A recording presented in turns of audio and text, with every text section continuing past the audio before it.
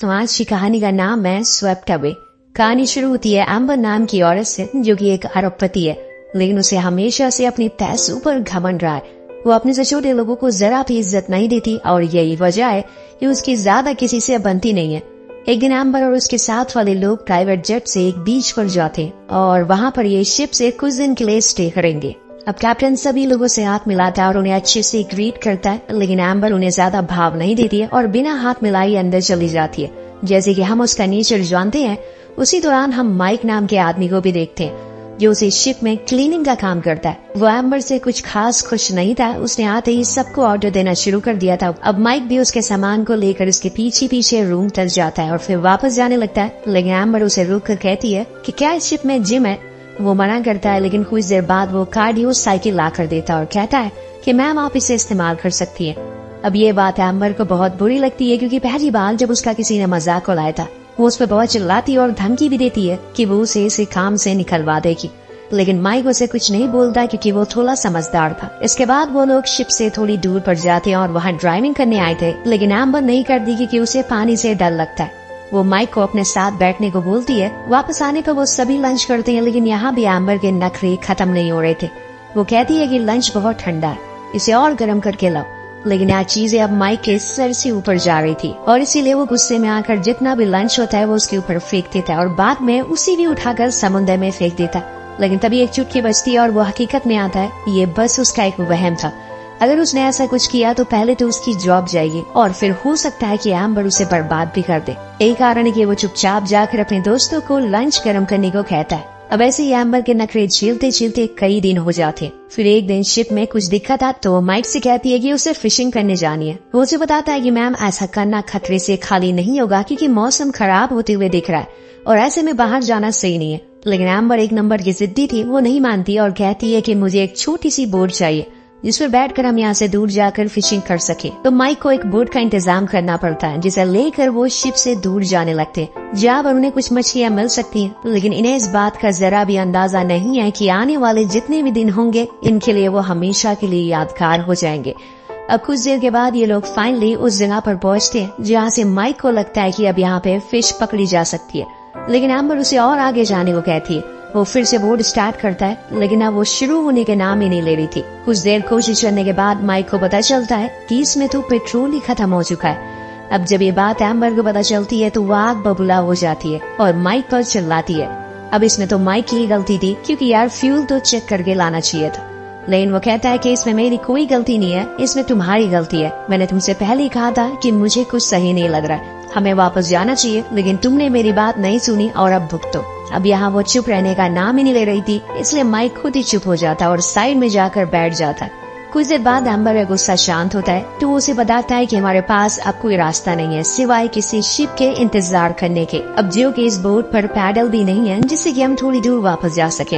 अब वो दोनों उसी जगह पर बैठ जाते हैं और अब इनके पास इंतजार करने के अलावा कोई चारा नहीं है। ऐसे ही करते करते रात हो जाती है और फिर सुबह, लेकिन कोई फायदा नहीं होता। दोनों ऐसे ही बीच समुद्र में अपनी छोटी सी बोट पर बैठे रहते। अब इन्हें यहाँ पूरे 6 दिन बीत चुके हैं, पर कोई मदद के लिए नहीं आया। इन्होंने कई दिनों से कुछ खाए भी नहीं है। जो भी खाने का सामान था एम्बर अपने साथ लाई थी, वो तो कब का खत्म हो चुका है। लेकिन जैसे जैसे दिन बीत रहे हैं, इन लोगों की दिक्कतें बढ़ती जा रही थी। इसी वजह से एक दिन एम्बर गुस्से में उठती है और माइक पर ही चिल्लाने लगती है। तभी उसे एक बंदूक मिल जाती है, पर उसे लगता है कि ये किसी तरह की फ्लेयर है, इसलिए वो चलाने लगती है। लेकिन माइक उसे बताता है कि जो तुम ये समझ रही हो वो चीज नहीं है, लाओ मुझे वापस कर दो। और इसी हाथापाई में गोली चल जाती है जो सीधा बोट पर लगती है, जिससे अब धीरे धीरे की बोट की हवा निकल रही है, जिसकी वजह से एक हिस्सा पानी में डूबने लगा है। वेल, अभी तक इनकी मुसीबतें कम थी, ये और आ गई थी। उसी रात तेज बारिश होती है और तूफान भी आता है। दोनों उस बोट को पकड़कर जैसे तैसे सरवाइव कर लेते हैं। जब सुबह होती है तो उनकी किस्मत चमक चुकी थी, क्योंकि सामने एक आइलैंड था। फाइनली दोनों बोट को हाथ पैर मारते हुए उस आइलैंड तक पहुँचते हैं। लेकिन वहाँ पहुँचते ही माइक कहता है कि अब एडवेंचर खत्म हुआ। तो एम्बर कहती है कि हाँ, अब तुम्हारा एडवेंचर शुरू होगा, क्योंकि जब मेरा लॉयर तुम्हें जेल भेजेगा। लेकिन अब माइक को पता था कि यहाँ से निकलना इतना आसान नहीं है। पहले तो उन्हें लगता है कि जरूर इस आइलैंड पर कोई होगा, लेकिन थोड़ा छानबीन करने के बाद इन्हें पता चलता है कि ये बुरी तरह से एक डिजर्ट आइलैंड पर फंस चुके हैं। एम्बर का ऐसा बर्ताव देखकर वो उसे वहीं छोड़कर अपने रास्ते निकल जाता और कहता है, तुम्हें मेरे से ज्यादा दिक्कत है ना, तो आज से हम लोग अपने अपने रास्ते निकल जाते। वही माइक अब उस आइलैंड पर कुछ हेल्पफुल चीजें ढूंढने लग जाता है जिससे कि उसका थोड़े दिन तो गुजारा हो जाए। शुरुआत में उसे कुछ नहीं मिलता, लेकिन कुछ ही देर बाद उसे एक झोपड़ी मिल जाती है और कुछ बॉटल्स भी जो किसी इंसान की थी, शायद पहले यहाँ पर वो भी फंसा हो। अब यहाँ उसके रहने का इंतजाम तो हो गया था, इसके बाद उसे अपने खाने का जुगाड़ करना पड़ेगा। अब पास में समुद्र था तो उसे ज्यादा ढूंढने की जरूरत नहीं है, लेकिन उसे थोड़ी मेहनत तो करनी पड़ेगी। इसलिए वो सबसे पहले एक नुकीले हथियार बनाता है जिससे कि वो फिश को पकड़ सके, और फिर बड़ी चालाकी से एक फिश को पकड़ लेता है और आकर उसे घर के पास आग जलाता है और आराम से खाने लगता है। वहीं लूसी और एम्बर ने पूरे आइलैंड का चक्कर लगा लिया था, लेकिन उसे कहीं कुछ दिखाई नहीं दे रहा था। उसने अपनी पूरी जिंदगी एक एसी रूम में बिताई थी और एक चुटकी बजाने से उसे सब कुछ मिल गया था, लेकिन यहाँ पे उसे अपना गुजारा करने के लिए उसे अपने साहस और दिमाग की जरूरत पड़ने वाली है, जो कि उसके पास है ही नहीं। असल में दोस्तों, आपको इस कहानी में दो पहलू देखने को मिलेंगे। पहला ये कि कैसे एक गरीब आदमी अपनी जरूरतों को पूरा करने के लिए कोशिश करता है। अब इतनी देर चलने के बाद एम्बर थक कर वहीं बैठ जाती है, तभी उसकी नजर माइक पर पड़ती है जो आराम से फिश खा रहा था। उसे देखकर एम्बर को जलन होने लगती है, लेकिन उसे भूख भी लगी थी, इसलिए उसे ईगो छोड़कर माइक से खाने की रिक्वेस्ट करनी होगी, क्योंकि अगर वो ईगो में रही तो भूखी मारी जाएगी। वो उसके पास जाती है और रिक्वेस्ट करती है कि एक मछली मुझे दे दो, लेकिन वो मना कर देता है क्योंकि उसमें जो उसके साथ शिप पर किया था वो भी भूला नहीं है और अब वो इतनी आसानी से उसे खाना तो नहीं देने वाला है। वो जाने लगता है, लेकिन गुस्से में एम्बर उस पर मिट्टी फेंक देती है और ये माइक से बर्दाश्त नहीं होता। वो सीधा एक उसे चाटा जल देता और कहता है कि अगर तुम्हें खाना चाहिए तो मेरी कुछ शर्तें हैं जो तुम्हें माननी होंगी। पहली शर्त कि तुम दोबारा मेरी बेइज्जती नहीं करोगी। दूसरी, यहाँ बॉस मैं हूँ, अगर तुम्हें कुछ चाहिए तो तुम्हें उसे कमाना होगा। तीसरा ये कि अब से तुम मेरे सारे कपड़े धोगी और मुझे मास्टर कहकर पुकारोगी। मतलब दोस्तों, माइक उसे सही बदला ले रहा है। अब एम्बर मान जाती है क्योंकि उसके पास कोई ऑप्शन नहीं था, इसलिए अब उसके सारे काम करने लग जाती है, लेकिन गुस्से में। अब माइक मछलियाँ पकड़ कर लाता है और वो उसे बनाती है। इसके बाद वो उसके कपड़ों को भी धोती है और कुछ दिन ऐसे ही बीत जाते हैं। वो आग भी जलाना सीख गई थी, लेकिन माइक बहुत ही रूड बिहेव करता है उससे। एम्बर के लिए वो उसे ना तो घर में सोने देता है और ना ही सही से कुछ खाने को देता है। माइक कहता है कि अगर तुम्हें सोना है तो मेरे बेड पर सोना होगा। एम्बर भी कम नहीं थी, वो कहती है कि मैं किसी जानवर के साथ सोऊंगी, लेकिन तुम्हें किस कभी नहीं करूंगी। अब यहाँ सिचुएशन थोड़ी उल्टी होने लगती है। माइक का बिहेवियर ज्यादा रूडली होने लगा था, पर पूरे आइलैंड पर बस वही दोनों अकेले थे, इसलिए उन्हें मजबूरन एक दूसरे से बात करनी पड़ती है, जिसकी वजह से उनके बीच में एक अंडरस्टैंडिंग होने लगती है। एक दिन दोनों ऐसी ही मछलियाँ पकड़ रहे थे, उसी दौरान माइक उसके करीब आ जाता और कहता है, अब वो अपनी सारी हदों को पार कर देता है और उससे बदतमीजी करने लगता है, लेकिन फिर रुक जाता है क्योंकि माइक को यहाँ पर एम्बर से सच्चा प्यार हो गया था। वो बस दिखाना चाहता था कि ईगो हर किसी में होता है, लेकिन अपना ईगो, अपने घमंड को अपने नीचे वाले लोगों पर नहीं निखारना चाहिए, और फिर वहाँ से चला जाता है। जिसके बाद एम्बर को समझ आता है कि वो वैसा नहीं है जैसा कि वो उसे समझती है, इसलिए वो उसके पास जाकर उसे माफी मांगती है। वो भी उसे पसंद करने लगी थी। उस दिन के बाद से वो दोनों काफी अच्छे दोस्त बन जाते हैं और सारे कामों को आधा आधा करके बांट भी लेते हैं। लेकिन यह एम्बर को कहीं न कहीं ये समझ आ गया था कि बस पैसा ही सब कुछ नहीं होता, और उन पैसों ने ही उसे घमंडी बना दिया था। अब दोनों हर रोज अपने दिनों को अच्छे से जीना शुरू कर देते हैं। दोनों एक दूसरे के काफी करीब भी आ चुके थे। कहीं न कहीं एम्बर को माइक पसंद आने लगा था। वो उसे कहता है कि तुमने उस दिन मेरी कितनी बेइज्जती करी थी। एम्बर बताती है कि हर चीज के पीछे एक वजह थी। मेरे हस्बैंड के साथ मेरा डिवोर्स होने वाला है, जिस वजह से मैं बहुत ही इरिटेट हो चुकी थी और सभी के ऊपर चिल्ला रही थी। और ये बताते हुए वो रोने लगती है, तो माइक उसे फिर से संभालता है। इसके बाद से यहाँ पर उनके लिए एक नए जीवन की शुरुआत होती है। लेकिन एक दिन जब एम्बर लकड़ियां ढूंढ रही थी, तभी उसे एक क्रूज दिखाई देता है, एक शिप दिखाई देता है जो किनारे पर ही खड़ी थी। वो पहले तो आवाज लगाने की सोचती है, लेकिन बाद में रुक जाती है। उसे शायद अब वो दुनिया पसंद नहीं है जहाँ सिर्फ पैसों का मोल है, इसलिए उसने यही रहने का फैसला कर लिया है। लेकिन तभी वहाँ माइक आता है और उस क्रूज वाले को बुलाने लगता है, पर एम्बर उसे ऐसा करने से रोकती है और कहती है कि माइक प्लीज चुप रहो।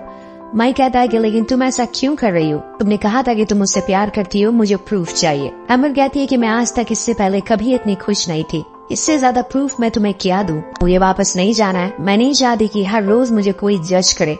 माइक कहता है कि अगर तुम मुझसे प्यार करती हो तो दुनिया में कहीं भी प्यार करती रहोगी। एम्बर उसे समझाती है कि अगर हम उस दुनिया में गए तो हम लोग अलग हो जाएंगे। प्लीज ऐसा मत करो, मुझे तुम्हारे साथ रहना है। I love you.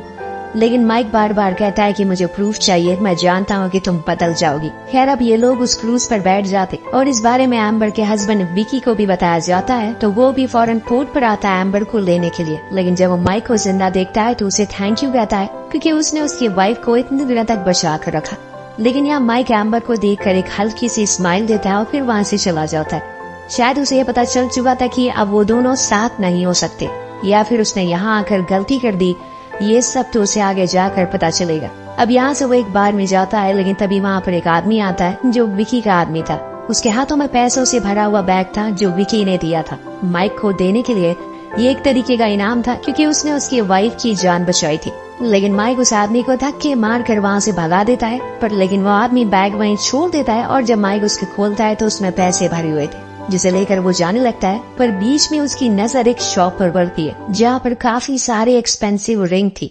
माइक उन्हीं पैसों से एक रिंग लेता है, यानी कि उसने फैसला कर लिया है कि वो एम्बर से शादी करके रहेगा, और इसीलिए वो उसे कॉल लगाता है। एम्बर से कहता है कि मैं तुम्हें बहुत मिस कर रहा हूँ। वो कहती है कि तुमने जो भी फैसला लिया है मैं वो करने को तैयार हूँ, बस वो हमारे लिए सही होना चाहिए।